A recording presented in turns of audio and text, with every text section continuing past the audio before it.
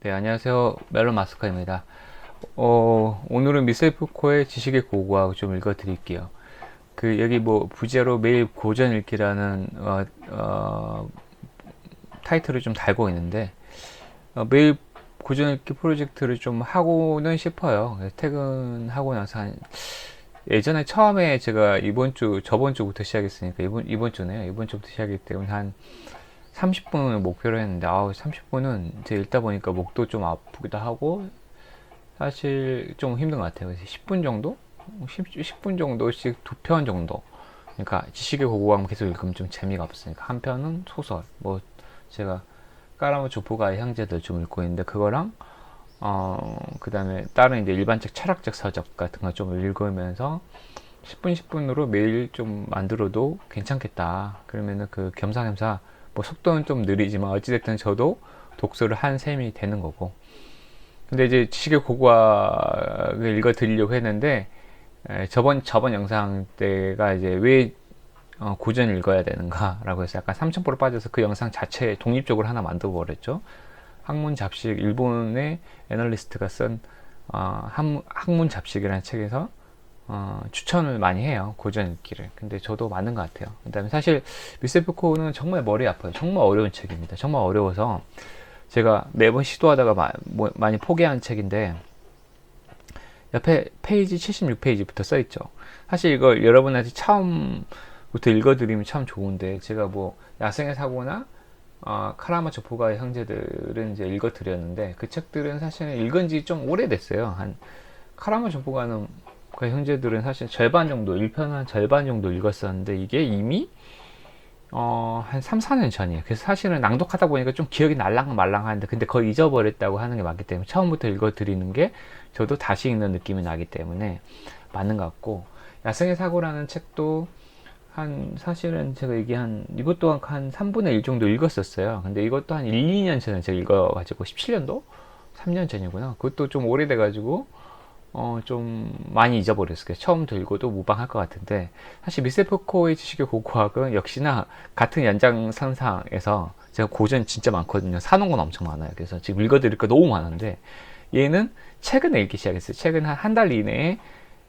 얘도 한 17년도에 사실은 샀다가 어려워요. 그래서 한 20페이지까지 읽다가 포기하고, 그러다가 어찌됐든 한 달 안 되겠다, 이렇게 사놓고 안 읽으면 안 되겠다라고 해서 다시 시작을 해서 76페이지까지 읽었어요. 75페이지까지 읽었고, 그래서 처음부터 읽어드리는 건 제 자신도 좀 시간이 좀 낭비가 좀 되는 것 같고, 여전히 그러니까 수익을 목표로 하는 게 아니고 나 자신을 위한 거고, 더불어서 누군가의 절대 지식, 누군가 미셀 푸코의 지식이 궁금해 라고 하신 분들 중에, 제 지금 영상으로 하는데 거의 오디오북이죠. 오디오북처럼 들으셔도 참 좋겠다라는 생각 때문에 만드는 거고, 역시나 이 책은 민음사의 지식의 고고학을 이제 인용을 하는 겁니다. 그래서 이정우 씨가 옮긴 거, 이 책을 기반으로 하고 있습니다.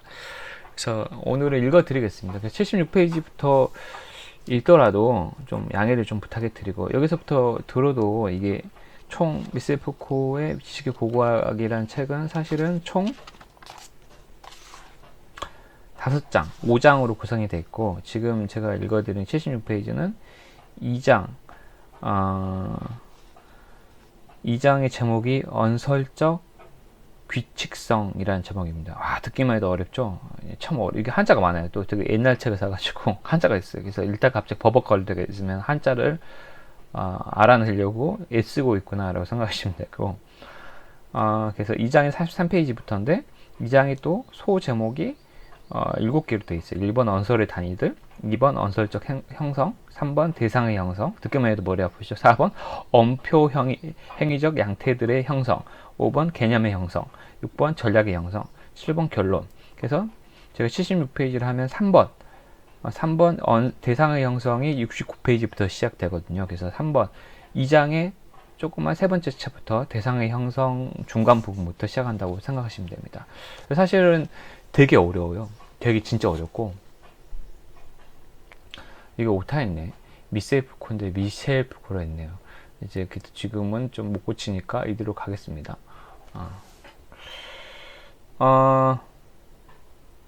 일단은 읽어드리겠습니다. 이로부터 몇 가지의 주의점과 결과들이 따라 나온다. 1.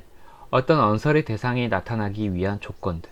사람들이 그에 대해 무엇인가를 말할 수 있고 많은 사람들이 그에 대해 상이한 말들을 할 수 있기 위한 역사적 조건들. 그것이 다른 대상들과 친족 관계를 맺게 되는 영역 속에 새겨질 수 있기 위한 그들과 함께 유사성, 이웃관계, 소원함, 차이, 변환의 관계를 수립하기 위한 조건들. 이 조건들은 다양하며 무겁다. 어렵다.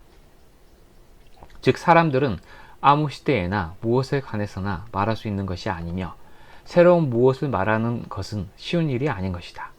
그리고 또한 새로운 대상들이 밝혀지기 위해 그리고 겨우 그들의 최초의 명료함을 얻어내기 위해 눈을 열고 주의를 기울이고 의식을 긴장시키는 것만으로는 불충분하다는 것을 의미하는 것이다. 그러나 이 어려움이 단지 부정적인 것만은 아니다. 그를 어떤 장애물, 트러시하고 권력이 배타적으로 그의 발견을 은폐시키고 방해하고 막아버리는 사물들 자체의 말없는 고집 또는 자명성의 순수함을 은폐시키는 다시 줄긋고에 갖다 붙일 필요는 없다. 대상은 가장 자리에서 그를 해방시킬 그를 가시적인 것 속에 구현시킬 객관성에 대해 수다를 떨 질서를 기다리지 않는다. 그것은 빛의 최초의 경계에 존재하는 어떤 장애물에 사로잡힌 채 미리 존재하지 않는 것이다. 그것은 관계들의 복잡한 그물에 실증적인 조건들 아래에 존재하는 것이다. 이게 한자 계속 나와요. 실증적 조건. 이게 좀 시간이 좀 오래 걸립니다. 2. 이 관계들은 제도들, 경제적 내지 사회적 관계들, 행동의 형태들, 규범의 체계들, 기술들, 분류의 유형들, 특성화의 양태들 사이에 수립된다. 그리고 이 관계들은 대상들 속에 현존하는 것이 아니다. 사람들이 대상을 분석할 때 펼쳐지는 것은 그들이 아니다. 그들은 대상의 흔적, 내재적 합리성, 사람들이 그의 개념의 다양성 속에서 사유할 때 전체적으로 또는 부분적으로 다시 나타나는 관념적 인맥을 그리지 않는다. 이 관계들은 그의 내적인 구성이 아니라 그들이 나타나도록 다른 대상들과 병치되도록 그들과의 관계 하에서 자리 잡도록 그의 차이 및 환원 불가능성과 경우에 따라서는 이질성을 정의하도록 요컨대 외재성의 장 속에 자리 잡도록 해주는 것을 정의하는 것이다. 주석이 있네요. 즉 이 관계들은 대상들에 대해 우발적이다. 3. 이 관계들은 우선 우리가 1차적인 관계들이라고 부를 수 있는 모든 언설과 언설의 대상들의 독립적으로 제도들, 기술들, 사회적 형태들 사이에서 기술될 수 있는 관계들과 구분된다. 결국 쉽게 알 수 있듯이 부르주아 가족과 19세기 법률적 신금들 내지 범주들의 기능 사이에는 우리가 그들 자체로서 분석할 수 있는 관계들이 존재한다. 그러나 이들은 대상들을 형성하는 관계들에 항상 중첩 가능한 것은 아니다. 이 1차적인 수준에 부과할 수 있는 독립성의 관계들이 언설의 대상들을 가능하게 해주는 관계 맺음 속에서 필연적으로 출현하는 것은 아니다. 그러나 나아가 언설 자체 내에 공식화되어 있는 2차적인 관계들도 구분해야 한다. 예컨대 19세기의 정신의학자들이 가족과 범죄성 사이에서 말할 수 있었던 것은 잘 알려져 있듯이 실제적인 의존성의 논리를 재생하지 못한다. 그러나 그것은 정신의학적 언설의 대상들을 가능하게 하고 지지해주는 관계들의 논리 역시 재생하지 못하는 것이다. 이와 같이 가능한 기술들의 분절된 공간 주석이 있어요. 공간, 즉 과학사 서술의 여러 가능한 수준들이 열리게 된다. 실제적 또는 1차적 관계들의 체계, 2차적 또는 반성적 관계들의 체계, 언설적이라고 부르는 관계들의 체계, 여기 주석이 또 있습니다. 첫 번째 것은 사회적으로 실존하는 실체들을 말하는 것이며, 두 번째는 심리적 내지 이론 내적 존재들을 말한다. 푸코가 다루고 있는 것은 제3의 차원이다. 그러나 이 제3의 차원이 가시적인 언어는 아니다. 그 언어를 가능하게 해준 랑그가 아닌 언설적 표적으로서의 관계들의 체계이다. 다시 돌아갑니다. 문제는 이 마지막 관계들을, 그리고 다른 두 관계들과 이 관계들 사이의 놀이의 특이성을 나타나게 하는 것이다. 4. 언설적 관계들은 언설의 내재적이지 않다. 주석이 있습니다. 앞에 언설적 관계는 언설의 형성과 변환을 지배하는 가능성의 장, 관계들의 집합을 뜻하고, 뒤의 언설은 관계적으로 형성된 가시적인 언설을 말한다. 이를 혼돈해서는 곤란하다. 그들, 가로 열고, 관계들, 가로 닫고, 그들은 개념들이나 단어들을 연결하지 않는다. 그들은 어구들이나 명제들 사이에 연역적 또는 수사학적 건축물을 수립하지 않는다. 그러나 언설을 제한하는 또는 그의 어떤 형태를 부여하는, 그로 하여금 어떤 상황 하에서 어떤 것들을 엄표하도록 강요하는 것은 언설의 외재적인, 가로 열고, 비언설적인, 가로 닫고, 관계들도 아니다.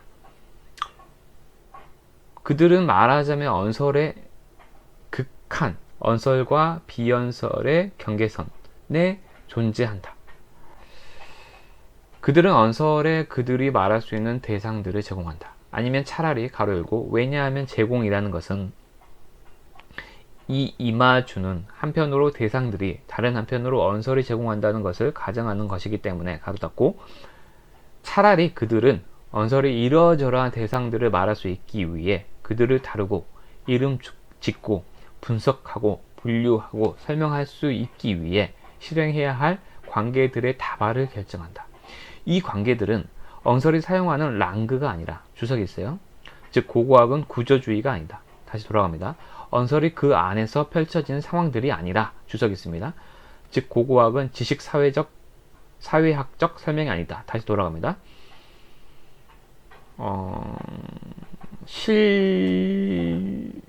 실체로서의 언설 그 자체를 특성화하는 것이다. 주석이 있어요. 즉 언설 내적이고 자율적인 규칙성이 아니며 동시에 언설 외적인 사회적 상황, 문맥이 아니다.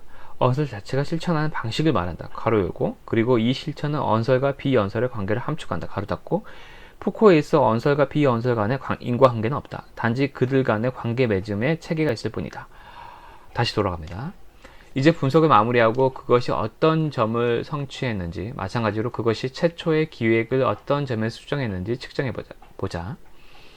어떤 집합의 형태들, 줄 긋고 설명 더 들어가요. 완고한 그러나 혼란된 방식으로 그 정신병리학, 그 경제학, 그 문법, 그 의학으로서 주어지는, 다시 돌아가요. 줄 긋고, 그 형태들에 대해 우리는 어떤 종류의 통일성이 그들을 구성할 수 있는가를 물어보았다.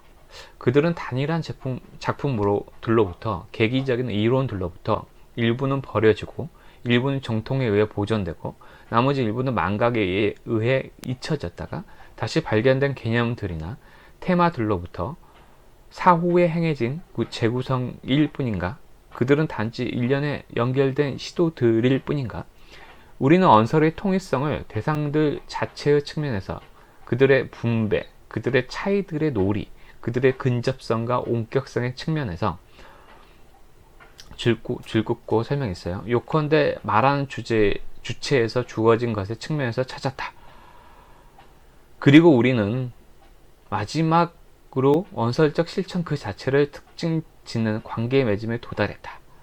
그렇게 해서 하나의 형태나 윤곽이 아니라 한 실천의 내재적인, 그리고 그의 특이성 속에서 정의하는 규칙들의 집합을 발견했다.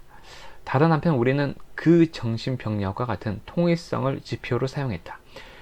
만일 그의 탄생일과 정확한 영역을 고정시키고자 했다면 의심할 바 없이 말의 출현을 되찾고 그것이 어떤 유형의 분석에 적용되는지, 그리고 한편으로는 신경학과 다른 한편으로는 심리학과의 배분이 어떻게 수립되는지를 정의할 수 있을 것이다. 우리가 드러낸 것은 미상불 같은 날짜도, 같은 표면도, 같은 분절도 가지지 않는, 그러나 그에 대해 정신병리학이란 단지 반성적인, 2차적인, 분류적인 명칭이 지나지 않는 대상들의 집합을 설명할 수 있는 다른 유형의 통일성이다. 마지막으로 정신병리학은 끝없는 변화의 도상에 있는 발견들과 비판들, 그리고 수정된 오류들이 끝없이 새겨지는 하나의 과목으로서 주어진다. 우리가 정의했던 형성의 체계는 안정된 것으로 유지된다. 그러나 다음과 같은 사실을 이해하자. 일정한 것으로 유지되는 것은 대상들이 아니며 나아가 그들이 형성하는 영역도 아니다. 그들의 출현점이나 특성과 양식조차도 아니다. 그것은 그를 통해 대상들이 나타날 수 있는, 제한될 수 있는, 분석되고 특이화할 수 있는 표면들의 관계 맺음인 것이다. 이제 알 수 있듯이 우리가 그의 이론을 부여하고자 기술들에 있어 문제가 되는 것은 언서를 통해 일종의 지시체의 역사를 만들기 위해 그를 해석하는 것이 아니다. 지금까지 줄곧 들어왔던 예에 있어 우리가 알고자 했던 것은 한 시대에 있어서의 광인이 누구였던가, 그의 광기는 무엇으로 이루어져 있는가 하는 것이 아니었으며, 나아가 그의 말썽거리가 오늘날 우리가 친숙해 있는 것과 동일한 것인가의 여부를 아는 것도 아니었다. 우리는 마법사들이 무시된 박해받았던 광인들이었는가, 또는 다른 심급에 있어 신비적이거나 미학적인 경험이 부당하게 의학화되지 않았는가를 묻지 않는다. 우리는 광기 자체가 무엇이었던가를, 그리고 우선은 온처적인, 기초적인 귀먹은 거의 겨우 분절된 어떤 경험에 주어진 대로, 다음에는 언설들에 의해 또 그들의 조작들의 비스듬한 종종 교활한 놀이에 조작된, 괄호 열고, 번역된, 변형된, 왜곡된, 아마도 수입된, 괄호 닫고, 조작된 대로 재구성하고자 하지 않는다. 의심할 바 없이 지시체에 대한 그와 같은 역사는 가능하다. 우리는 텍스트로부터 이러한 전언설적인 경험들을 해방시키고 정제내기 위한 노력을 처음부터 배제하지 않는다. 그러나 여기에서 문제되는 것은 언설을 중성화시키거나 그로부터 다른 사물들의 기호를 이끌어내거나 그의 저편에서 말없이 머무는 것과 결합시키기 위해 그의 두께를 관통하고자 하는 것이 아니다. 그 반대로 그를 그의 일관성 안에 머무르게 하고자 하는 것이고, 그의 고요한 복잡성 속에서 나타나도록 하려는 것이다. 요컨대 우리는 진정 사물들을 넘어서고자 한다. 그들을 현존화 시키고자 한다. 그들의 풍부한 무거움, 직접적인 충만성, 줄긋고 우리가 그로부터 오류와 망각, 환상, 무지 또는 믿음과 정통의 관성 또는 욕구와 아마도 무의식에 의해서만 떨어질 수 있는 언설의 온철적인 법칙을 만들어내는데, 보지 않고 말하지 않는 데 익숙해 있는, 줄 다시 긋고, 그러니까 직접적인 충만성을 피하고자 한다. 언설에 앞서는 사물들의 수수께끼 같은 보물을 오직 언설 내에서만 소묘되는 대상의 규칙적인 형성으로 치환하고자 한다. 사물들의 바탕을 참조하지 않고서 그들을 언설의 대상으로서 형성하도록 해주는, 그리고 그들을 그들의 역사적 출현의 조건으로 구성하는 규칙들의 집합에 관련시킴으로써 이 대상들을 정리하고자 한다. 그리고 언설적 대상들의 역사, 줄 다시 긋고, 그들을 시온적인 토양의 공통적 깊이 속으로 박아넣지 않을, 그들의 분산을 지배하는 규칙성들의 연쇄를 펼칠, 줄 다시 긋고, 그러니까 언설적 대상들의 역사를 만들어내고자 한다. 그렇지만 사물 자체의 표기를 생략하는 것이 반드시 의미작용에 대한 언어학적 분석을 시도하는 것은 아니다. 한 언설의 대상들의 형성을 기술할 때 우리가 원한 것은 한 언설적 실천을 특성화하는 관계 맺음을 지표화하는 것이다. 어휘적 조직화나 의미론적 장애 분절을 결정하고자 하는 것이 아닌 것이다. 우리는 한 시대에 있어 우울증이나 창란 없는 광기와 같은 단어들의 주어진 의미도 정신병과 신경증 사이의 내용상의 대립도 문제 삼지 않는다.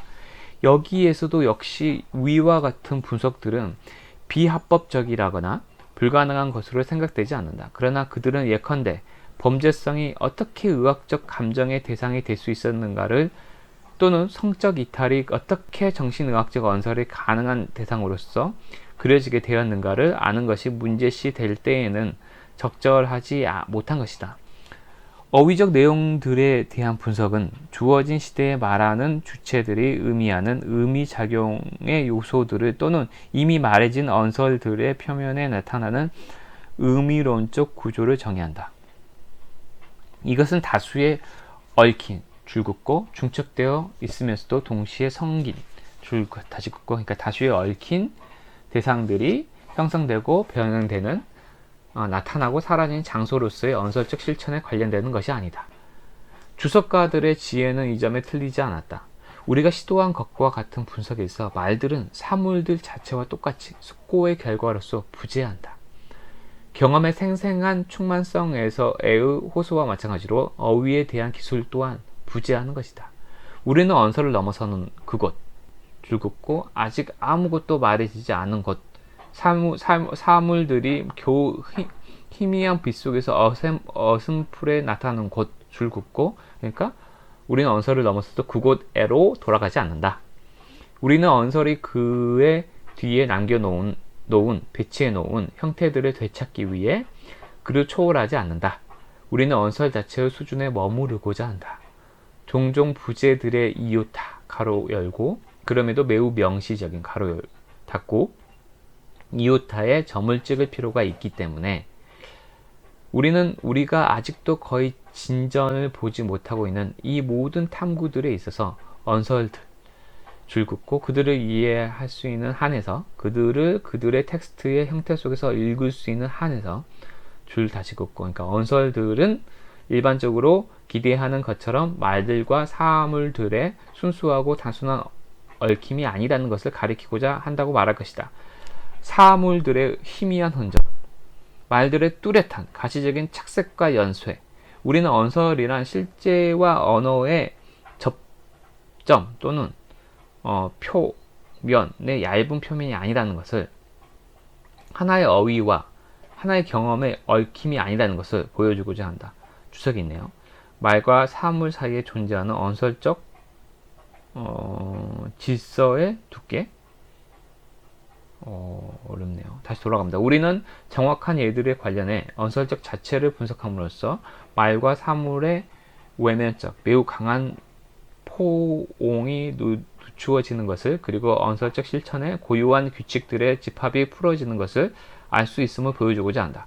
이 규칙들은 실제 말 없는 실존이 아닌, 어휘의 규칙적인 사용이 아닌 대상들의 체제를 정의한다. 말과 사물. 이는 한 문제의 제목이다.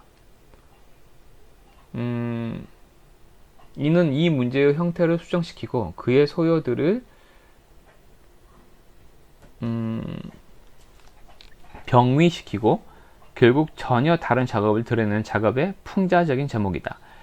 이는 언설들을 기호들의 집합, 괄호 열고, 내용들을 또는 표상들을 참조하는 의미하는 요소들, 괄호 닫고, 그러니까 집합으로서의 다루지 않고 그들이 말하고 있는 바의 대상들을 체계적으로 형성하는 실존으로서 다루는 것이다. 분명 언설들은 기호들로 이루어져 있다. 그러나 그들이 행하는 것은 사물들을 지시하기 위해 이 기호들을 사용하는 것 이상이다. 그들을 랑그나 파울에로 환원 불가능한 무엇에로 만드는 것은 바로 이 이상이다. 나타나게 해야 하는 것, 기술해야 하는 것은 이상 플러스인 것이다. 여기까지가 2장의 세 번째 소주제의 내용이었습니다. 이 다음이 이제 네 번째 소주제, 엄표 행위적 양태들의 형성입니다. 오늘은 여기까지 하겠습니다. 제가 읽고도 83페이지인데 야, 진짜 어렵네요. 제 눈이, 이게, 이걸 제가 읽고 나서, 다시 한번 제가 들어봐야겠어요. 제가 지금 운동하면서 한번 들어봐야겠습니다. 다시 한번. 진짜 어렵습니다. 이게 참 어려운 게, 그래서, 어떻게 보면 미사일 포코를 이해하게 되면, 이렇게 뇌를 많이 써야 된다. 제가 학문 접시 책에서 말했지만, 뇌가 과부하가 걸리게 해야 된다. 우리가 이제 흔히 비즈니스 서적이라든지 자기계발 서적을 읽으면 뭐 열심히 살아라 아니면은 주식 투자해라 되게 쉽잖아요. 쉬운 얘기만 하고 그러니까 이제 뇌를 전혀 안 쓰죠. 그냥 받아들이고 되게 수용적이고 끼껏 해봤자 생각을 별로 안 하잖아요. 근데 이거를 와 제가 거의 뭐 몇 페이지 안 읽었잖아요. 몇 페이지 안 읽었는데도 와 내가 제가 읽으면서도 이게 무슨 말이야 짜증도 나고 스트레스도 한다는 것은 역으로 얘기하면 뇌가 우리의 뇌, 브레인이 과부하 상태가 된다는 거거든요. 그만큼 그 얘기는 역으로 다시 얘기하면은 뇌를 사용하기 시작한다. 우리가 가지고 있는 아인슈타인도 그 우리 뇌의 몇 퍼센트밖에 못 썼다고 하잖아요. 우리 뇌가 가지고 있는 잠재 능력을 사용하기 시작한다는 얘기입니다. 그래서 이 프로젝트는 좀 계속 그러니까 하고 싶고 특히 미셀프코는 제가 좀 저 읽으면서도 참 어려운 그래서 진짜 이런 고전이야말로 포기하고 싶어 하는데 여러분과 함께 포기하지 않고 한번 계속해서 도전해 보도록 하겠습니다. 오늘도 들어주셔서 정말 감사합니다. 감사합니다. 행복하십시오.